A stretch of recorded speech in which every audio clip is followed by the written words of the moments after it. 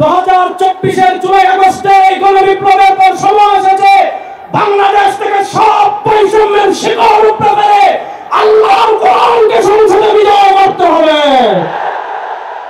আমরা পরিষ্কার ভাষায় বলছি, গত ৫৫ বছর থেকে আমাদের উপর ভারতের যে আধিপত্যবাদ ছিল, জুলাই আগস্টের গণবিপ্লবে ভারতের আধিপত্যবাদকে পরাজিত করতে যারা নেতৃত্ব দিয়েছেন তাদের অন্যতম হলেন আমাদের নেতা পীর সাহেব চরমোনাই।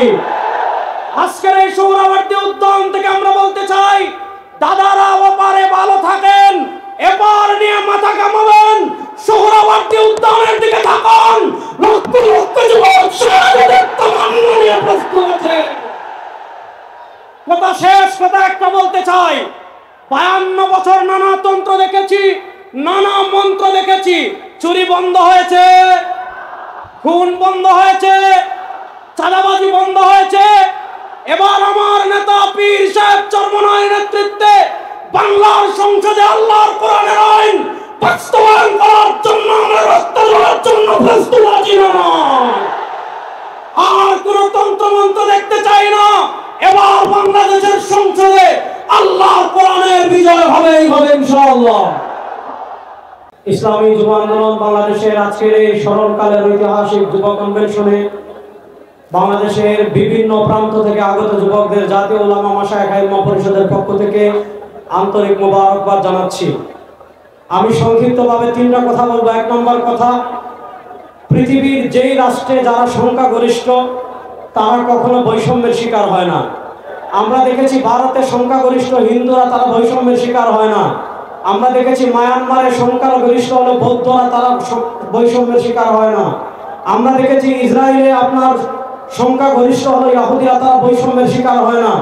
আমরা দেখেছি ইংল্যান্ডে সংখ্যাগরিষ্ঠ হলো খ্রিস্টানরা, তারা বৈষম্যের শিকার হয় না। কিন্তু গত ৫২ বছর থেকে এই বাংলাদেশের সংখ্যাগরিষ্ঠ মুসলমানরা সবচেয়ে বেশি বৈষম্যের শিকার হয়েছে, সবচেয়ে বেশি জুলুমের শিকার হয়েছে, সবচেয়ে বেশি অত্যাচারের শিকার হয়েছে। 2024-এর জুলাই আগস্টে এই গণবিপ্লবের পর সময় এসেছে বাংলাদেশ থেকে সব বৈষম্যের শিকড় উপড়ে ফেলে আল্লাহর কোরআনকে সংসদে বিজয় করতে হবে।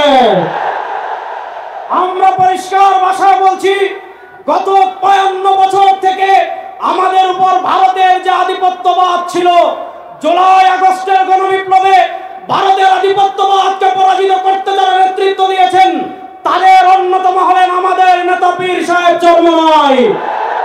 আজকের এই সোহরাওয়ার্দী উদ্যান থেকে আমরা বলতে চাই, দাদারা ওপারে ভালো থাকেন, এপার নিয়ে মাথা কামাবেন, সোহরাওয়ার্দী উদ্যানের দিকে থাকুন। লক্ষ লক্ষ যুবক শাহাদাতের তামান্না নিয়ে প্রস্তুত আছে। কথা শেষ, কথা একটা বলতে চাই, ৫২ বছর নানা তন্ত্র দেখেছি, নানা মন্ত্র দেখেছি, চুরি বন্ধ হয়েছে, খুন বন্ধ হয়েছে, চাঁদাবাজি বন্ধ হয়েছে।